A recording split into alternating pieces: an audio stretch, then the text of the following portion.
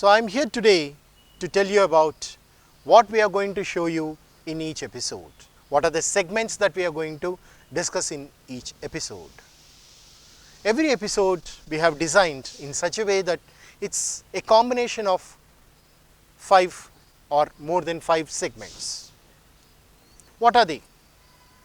Of course, this same order may not be followed, but I would like to tell you the segments. There will be conversation, story narration, then you would also find an inspirational incident from Grace's personality's life, or an anecdote, or a parable, grammar, and a quote for you to think over. Now I shall tell you individually about these segments. So first I had mentioned about conversation. So conversation is supposed to be between two people. They would come and discuss some issue before you. Then when they discuss, note down what are the points that they are discussing. You would have a story narration. A story would be narrated to you, and on the screen you find the scrolling coming up. Follow the scrolling and the narration. Try to learn the new vocabulary which is being used, the grammar, the structures, etc. Then another segment where either we would have inspirational incidents from great personalities' lives, or an anecdote or a parable which would be narrated to you. Once again the same point comes in. Observe the vocabulary that is being used, the structures, the grammar that is being used. And in another segment we would directly discuss grammar for you, because grammar is the backbone of the language. So in the grammar we would give the explanation for that topic. There will be some nice examples, the usage part, and also exercises which either would be in this episode or the next episode. Now sometimes these grammar issues also, they may not be completely discussed in one particular episode. Sometimes they may be carried over to the next episode and so on. And we would also show you one quote, one inspirational quotation. When that quote is shown, think about that quote, cogitate on it, try to understand and imbibe that idea and follow it in your life. So this is how we have made it a mixture of different things put together, and with the main aim, only one aim, that is learning of English. English is a language, and to learn the language you need to expose yourself to many things. So that's how we have designed these episodes, and I hope you will be able to learn the language quickly and easily. That's what each episode of our telecast would be giving you. Okay? So right away we shall get into the episode. Now a grammar item for you. Learn the grammar and speak the language well. Hello everybody, and welcome to another episode of English Learning from VIUL Ramakrishna Math. Today we have yet another 3 students with us who are learning English here. Let's find out from them what problems are they facing, what doubts they have which is hindering them to speak proper English, and what doubts they want to clarify here. Let's talk to them. Hello. Hello, madam. Yes, how are you all? Fine. Alright, so can you tell us something about yourself? My name is Mahmood Khan, madam. Okay. And I am learning English because I am facing some problem with the gerunds. So I would like to, I want to see how to write gerunds, because we are writing some competitive exam that will help me to write this. So that's why I'm here, madam. Very nice, Mahmood. How about you? My name is Feroz Khan. I am learning spoken English. Firoz, what do you want to become? I want to become a successful businessman. Oh, you want to be a businessman.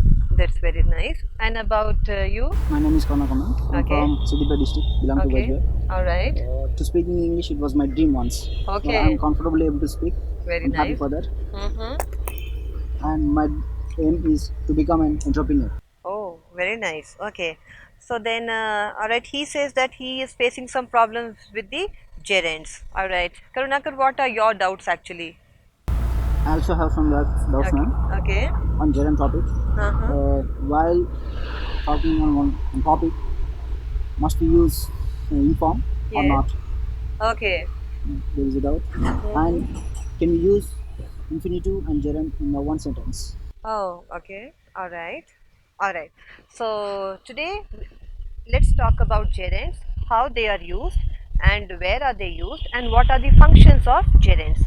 So in this episode, we will talk something about the gerunds. Let me start with some examples.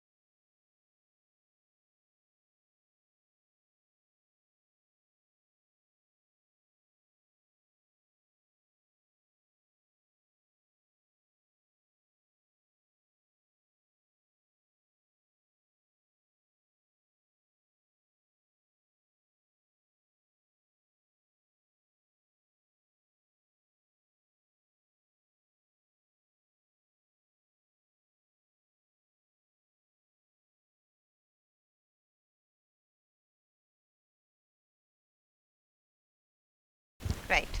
Now, as you can see here we have made use of some INGs. For here example, this is gardening, this is smoking, and reading, and collecting. If you see all these words, all right, we have formed, all right, maybe from a noun or from the verb, like smoke. Smoke can be a noun, and then this is smoking. Garden is a noun, and this is ing. Read is a verb and ing. Collect, similarly, collect is a verb and this is ing. And basically, what do you know about ings? Commonly, where are these ings used? We use Before. ing in a continuous. Right, very nice. So we basically know about ings to be used in continuous tenses to say that some action is going on, either in present, past, or future continuous. Very nice. So now, when in continuous tenses, when we make use of ing, what else is needed? Can we say I learning English? We should B use forms. helping verb. Very nice. We have to use a helping verb, and to be more precise, this helping verb should be in a be form. So then we can say I am learning, he was waiting for me, and they will be attending the classes. So basically we think about this ing as a continuous action with you to be used with the help of a helping verb in the form of be. But now in these examples, do you see any be form anywhere? For collecting, is there any be form? For reading, is there any B form? Smoking, gardening? Yes, no, right. So there are no B forms here. So then, if I say they are gardening, now is are these two sentences similar? Right. Now here we say that they are gardening. Now we're talking about an action which these people are doing now, and then we are saying they are gardening. But here we are saying gardening is her favorite pastime. So now the word is similar, but here it doesn't have a be form and it is not talking about a continuous action, an action in progress. So then what do we understand from these examples? So then basically these gerunds we derive from a verb, alright, and these verbs have an ing. So any verb which has an ing, alright, and it gives you or it can replace a noun. So when we use a verb with ing in the place of a noun, then such ing verbs we call them gerunds. In other words, we can say that these gerunds are verbal nouns.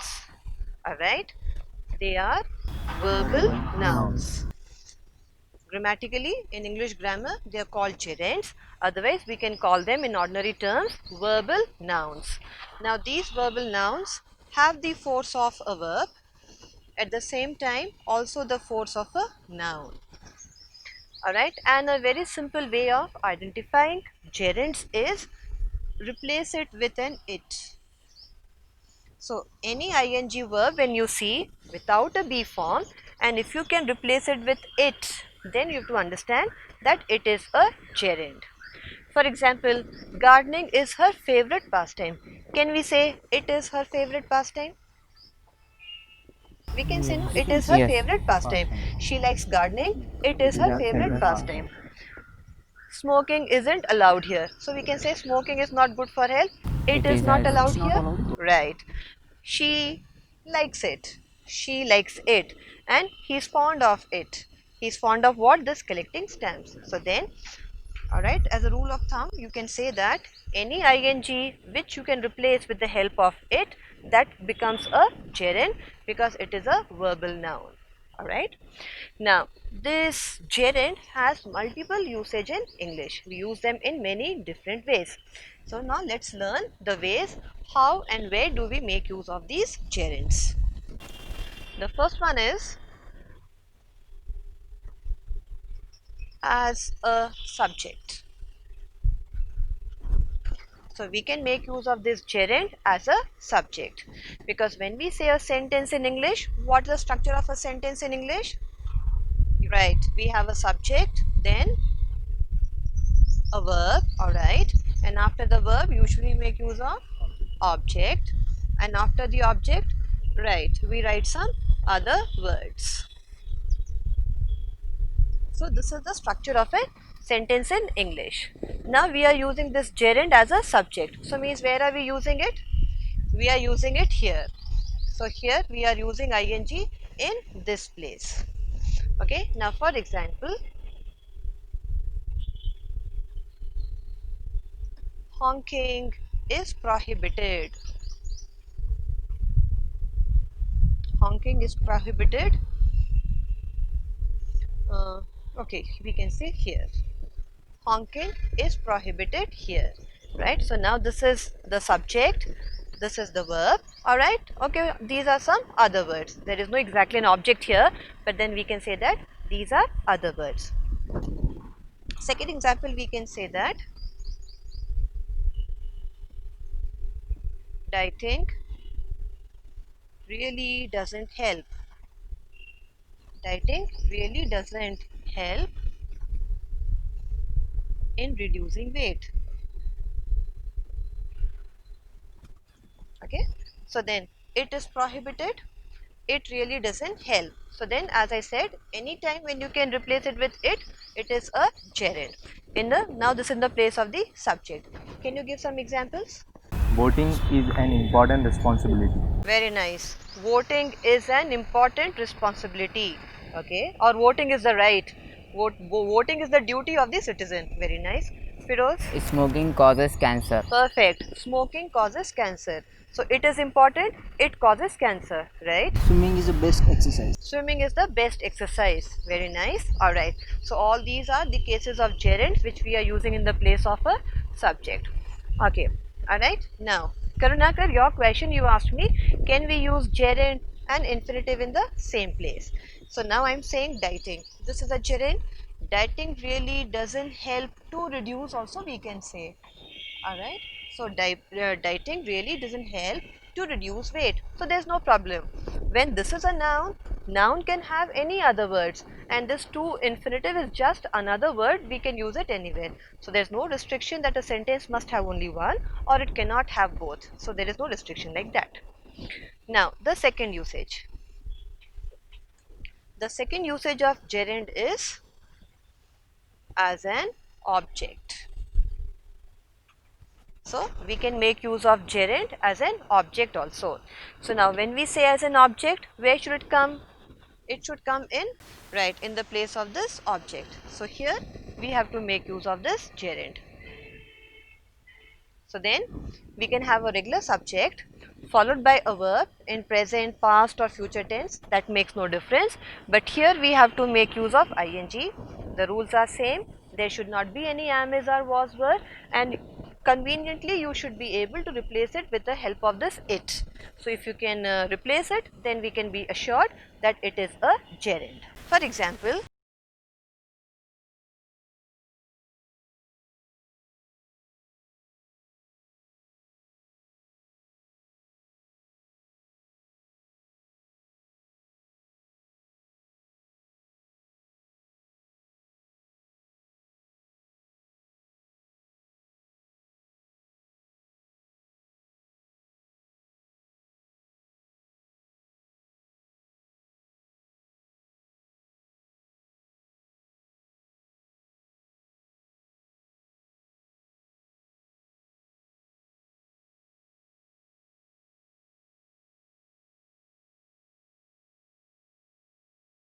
now you see that, now you see in the place of the object, stop dreaming and start working. Now what type of sentence is this? So there is no subject here, but then when there is no subject and the sentences begin with a verb, what are those type of sentences? Do you have any idea? Any sentence which doesn't have a subject and begins with a verb, and it expresses some kind of command, request, order, suggestion in English. Alright, not to worry, we call them imperative sentences. They are called the imperatives. So imperatives, they don't have a subject, I, he, she, it, they always start with a verb. Okay, so now it actually means you.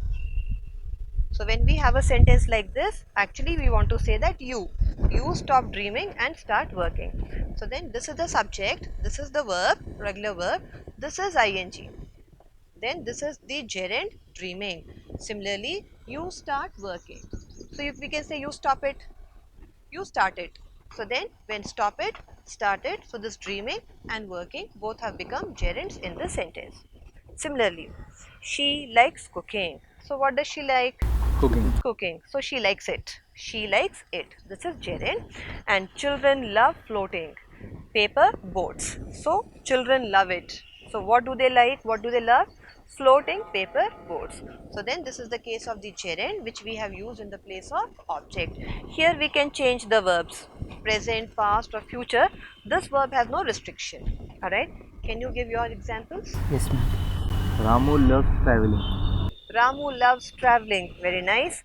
Ramu loves traveling. Yes. I like painting. Oh, yes. I like painting. So, drawing, painting you can like, and you want to say that I like painting. Yes. When dog was chasing them, they kept running. Oh, alright. So, now you are making combination of simple past and past continuous tense. Very nice. So, when the dog was chasing, no, two continuous tenses. Oh, one past. Past Okay. continuous. Past continuous. So when the dog was chasing them. All right. Right. So when the dog was chasing them, they kept what? Running. They kept running. So they kept doing it. You want to say. All right. Yes, that is also correct. Any other example you want to give in the place of object? If you want to say he hates, he hates. Hate smoking. Very nice. He hates smoking. All right. Nice winter morning. Then what happens? You people hate waking up. So that's very difficult. No, winter morning. So people hate waking up early. So then they must have a lot of motivation to wake up early. Otherwise, they find it really very difficult. Now let's see the next usage of gerund.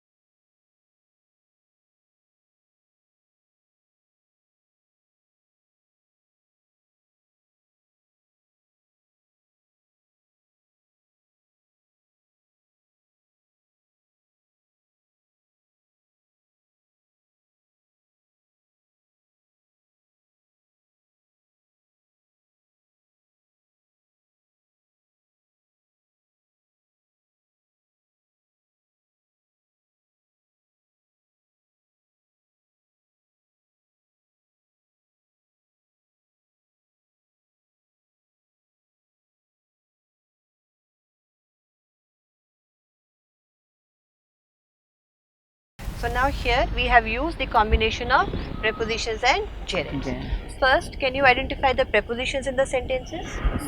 Okay. Yes. First sentence. Of. No, not tired. Of. Of. Yes. Preposition. Second one. To. Right. To. Then From. third sentence. From. This is from. And the fourth one. In. In. Then For. for. Of. And this is of. Very nice. So these are the prepositions. Now when we have used these prepositions, if you notice, again we have made use of these ings. So again these ings are the gerunds which we can use after prepositions. Now when we take the first example, I am tired of working. So then this tired of combination is like this, I am tired of working. So you can say I am tired of it. Alright, I am tired of it. Similarly, some people are addicted to smoking. So smoking we can say, alright. Now what are these INGs? They are basically nouns, verbal nouns. Right. If you don't have ING, can we replace it with any other noun? Some people are addicted to, if you don't want to have ING, we can use some other nouns also. Example, smoking. Smoking has ING. Drinking. Right. Any noun without ING. These are nouns which have ING. Any other noun without ING? These days, youth have a lot of addiction to what? Cold drink. Always they want to have Facebook or WhatsApp. So social media. Social media. Social media. So then some people or some students are addicted to social media. Movies. Alright, movies. So some people are addicted to movies. Alright. So not only ing. When we say ing, not only it, we can use it with any other nouns also which don't have ing. Okay. So we should refrain from telling lies. Otherwise, we should refrain from bad company. Okay. So then that is no ing, but it's a noun. Soldiers take pride in serving their country, and he was fined for jumping the signal. And are you fond of drawing? Okay, so we can say, are you fond of movies? Are you fond of gadgets? So then without ing we can have any other noun, right? Can you give some examples based on these lines? They went out without telling anything. They went out. Without telling anything. Oh, they went out without saying or without telling anything. Okay, that's right. He was punished for stealing. He was punished for stealing. Yes, very nice, Firoz. Good example. He was punished for stealing. Yes. He went for booking the tickets. He went.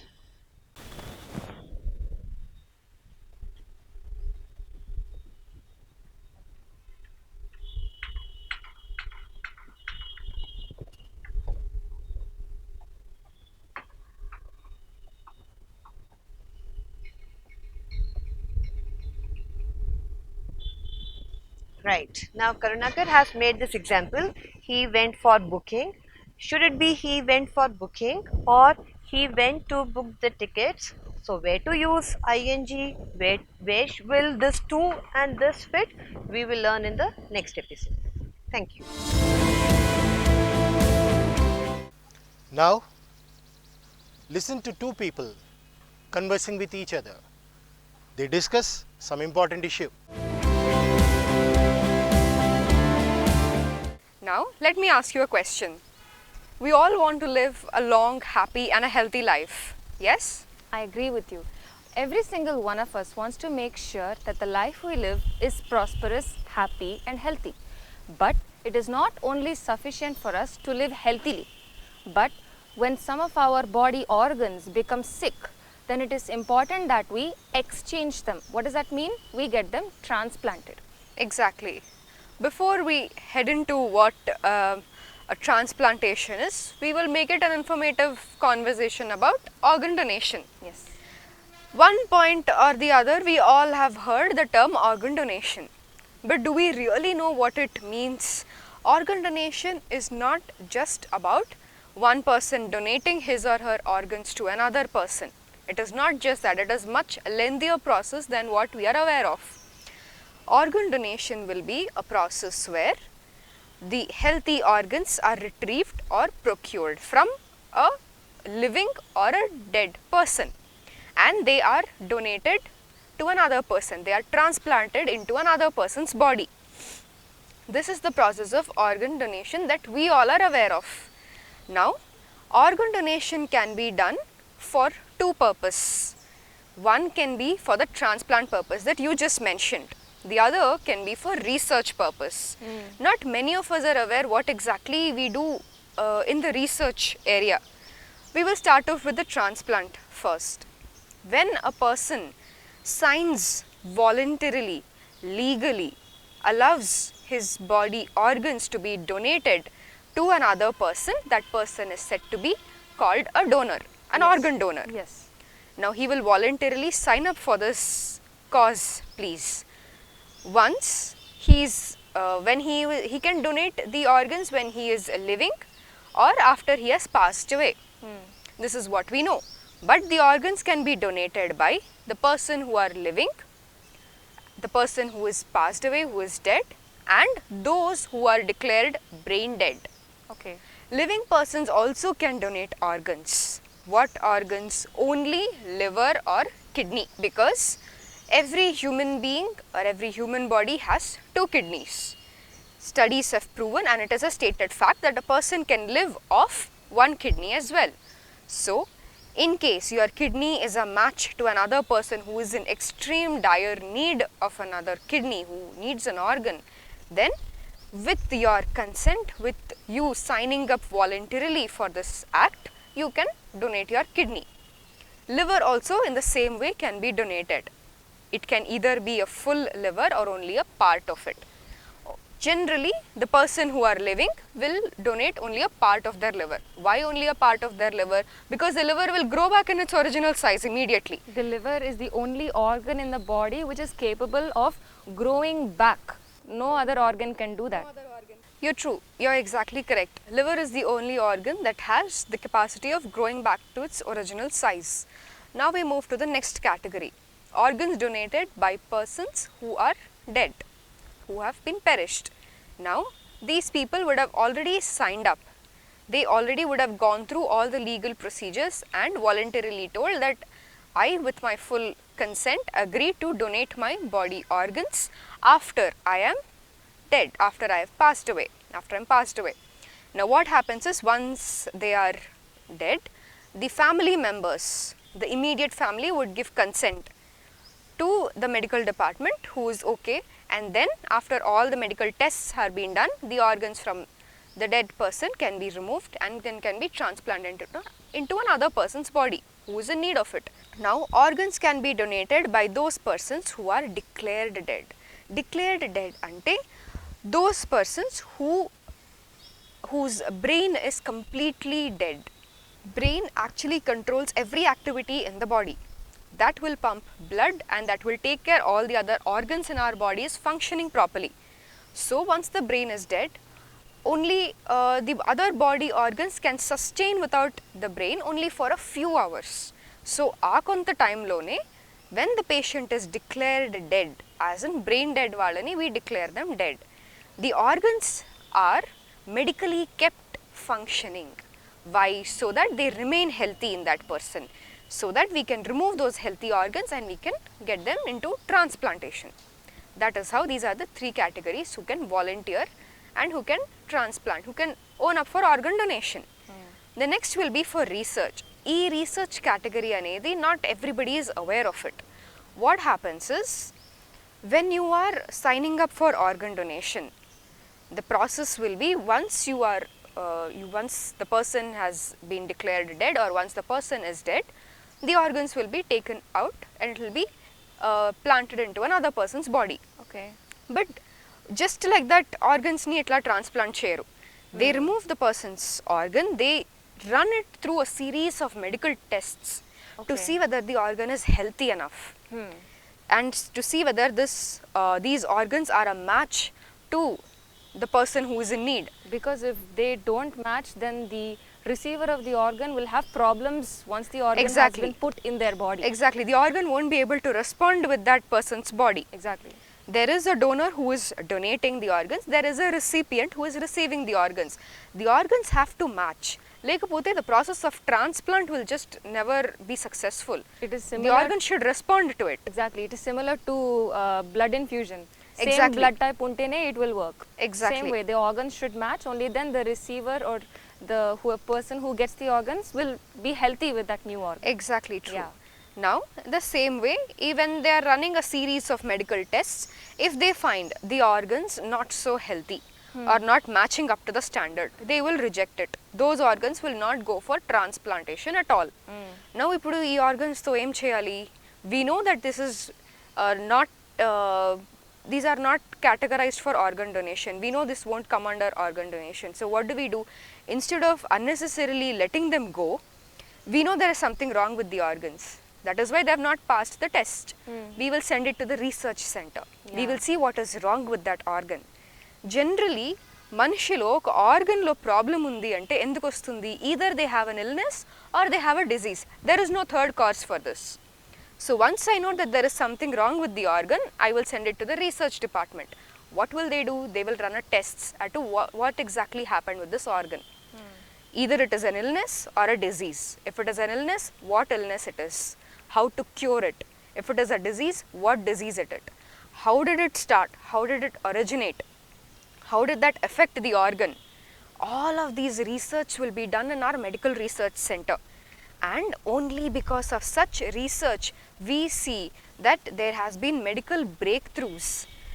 And we are getting answers to questions as to why that these kind of diseases crop, how these kind of diseases come, how these kind of illnesses can be cured. Illnesses and diseases can include from varied problems like asthma to cancer to kidney disorders, digestive disorders, diabetes even.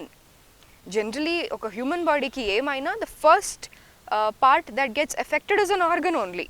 Yeah. So once you know that the organ is not functioning properly, or you know the organ is not so healthy, if it is going to a research department, they will make a thorough research on it. And then they will come up with a question to the human's most devastating illness. Though they are all simple, diabetes ippudu chala common ayipoyindi, but do we have an absolute cure for it?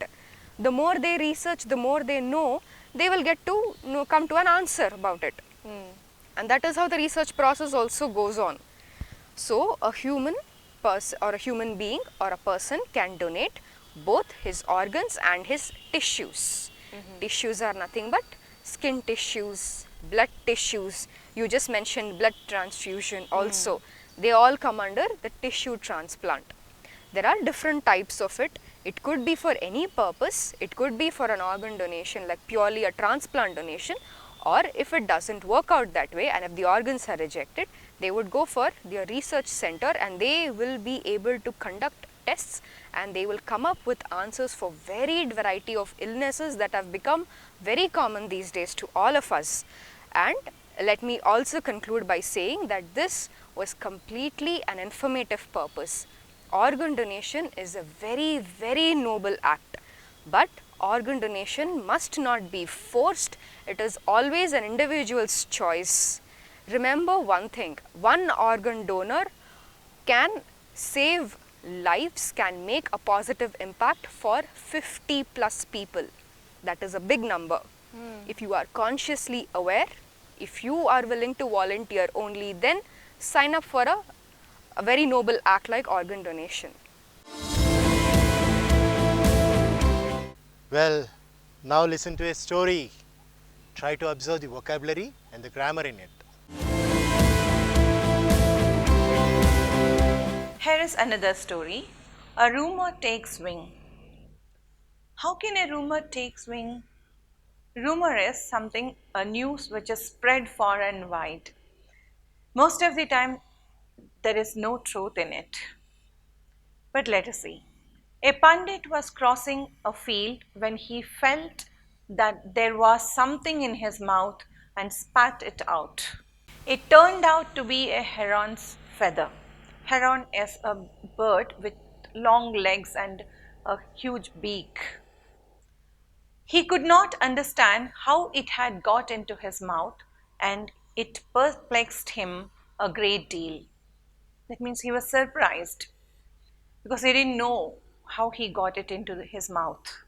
When he reached home, he told his wife about it, but asked her not to tell anyone lest somebody should interpret it wrongly. That's what we call as rumor. His wife was even more intrigued by the strange occurrence and felt the need to confide in someone. See, as she could not control this anxiety and she wanted to share it with some other, but she was just intrigued. Intrigued is that she just took it as a secret and wanted to, it's a conspiracy, like she wanted to tell it to others. So she swore her neighbor to secrecy and told her what had happened. So she took a promise from her neighbor and told everything. Perhaps it was the way she told it, but her neighbor got the impression that several feathers had come out of the Pandit's mouth. Instead of one feather, she thought it was several feathers, means many feathers. She was shocked. However, she assured the women that such things could happen and advised her not to worry about it. So, to control her anxiety, the Pandit's wife shared this news with her neighbor, but it reached that neighbor wrongly. Instead of one feather, that many feathers came out of Pandit's mouth. Please don't tell anyone, said the Pandit's wife. My lips are sealed, said the woman. But she was longing to tell someone, and when she saw the Dhobi's wife going past, called her in and told her the whole story. Only she made it sound as if a whole heron had come out of the Pandit's mouth. Oh God, see, not the feathers, the whole heron came out of the Pandit's mouth. Never have I heard of such a thing, said the Dhobi's wife, her eyes popping with excitement. And he being a vegetarian and all that, but one can never tell.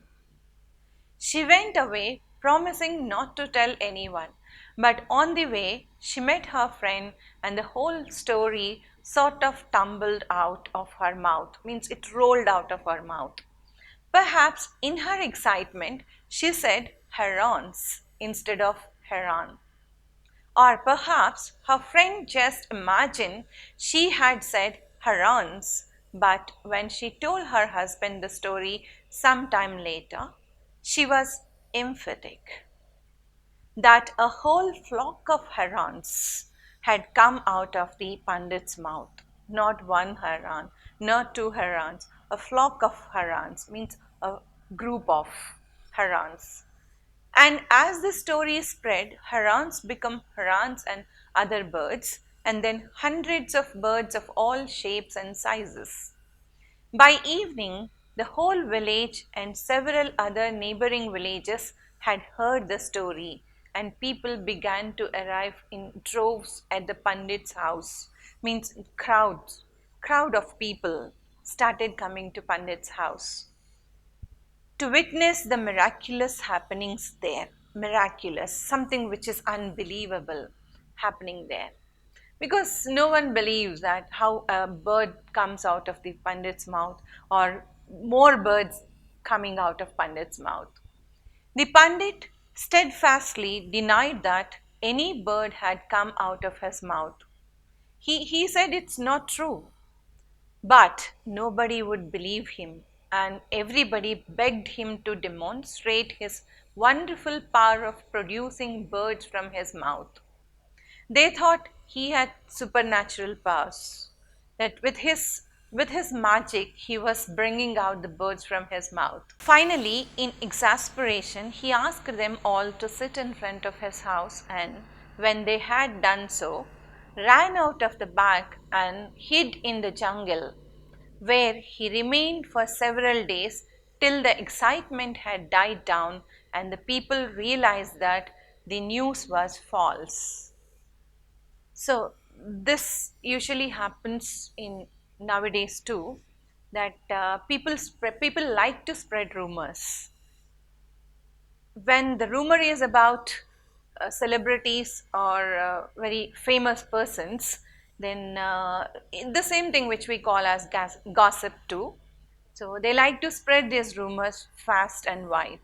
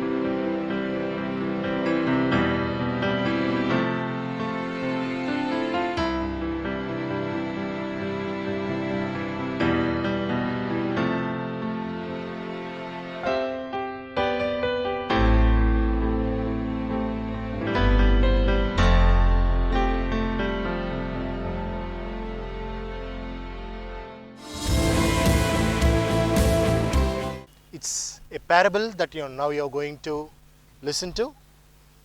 Observe the words, the structures, etc. Good day to you all. This is English for All. In this session of the episode, we are going to listen to a parable, which is a moral story. And after listening to the parable, we will discuss a particular moral from it. Hopefully, you understand the moral and enjoy the story as well. Varsha, would you like to narrate it? I would love to. Once there was a greedy man. He was so greedy and selfish that he only thought of himself. He was a rich merchant. His name was Sam. All he wanted was to acquire a lot of money and save it. And he didn't have the nature of sharing it also. He had a lot of workers working under him, but he hardly paid decent salaries to them. One day it so happened that he had a small bag that contained 50 gold coins, and he lost that bag. Now he searched high and low for the bag, but he didn't find it. He asked his neighbors and his workers, everybody, to join in the search. They all tried to search for the bag, but in vain. Suddenly, after a few days, one of his own workers found the bag, and he brought and he gave it to Sam. He said, "Master, here is your bag. You said you had lost 50 gold coins. Please count and see." Then Sam, he took the bag. He was very eager. He was very excited that he found the bag at last. He opened the bag and he tried to count whether there were 50 gold coins. As greedy as he was, he tried to play a trick. He counted and there were 50 gold coins in the bag. It was his bag. But what he tried to do is, immediately after counting, he said, "There were 75 gold coins in this bag. You have taken 25 of them. You stole them from my bag. Give my gold coins back to me." The worker was completely taken aback by this reaction. He said, "Master, I have never done anything like that before.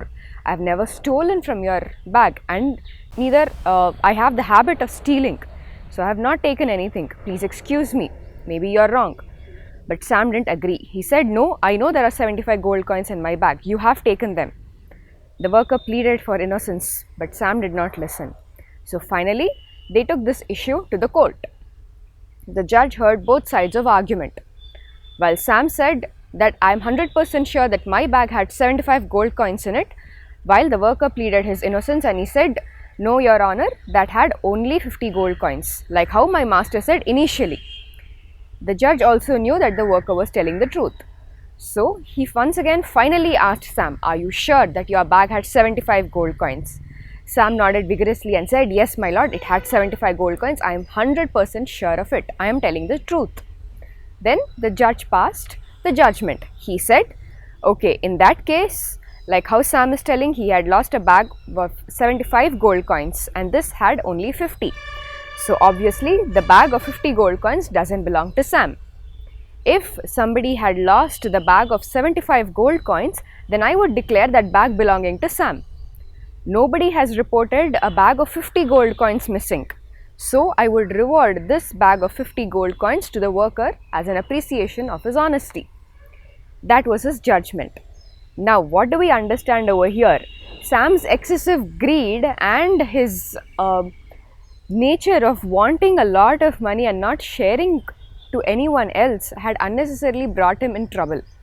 Initially, had he agreed that that bag belonged to him, which was originally the fact, it belonged to him, then he could have got his 50 gold coins and the bag to him. But he said it had 75 gold coins. He thought by asking like this, he could actually acquire that extra 25 gold coins from his worker. That greed unnecessarily lost him the 50 gold coins that he already got. Whereas the worker who proved his innocence and he said that there were 50 gold coins and he did not touch any. Even the judge heard his story and found it to be true.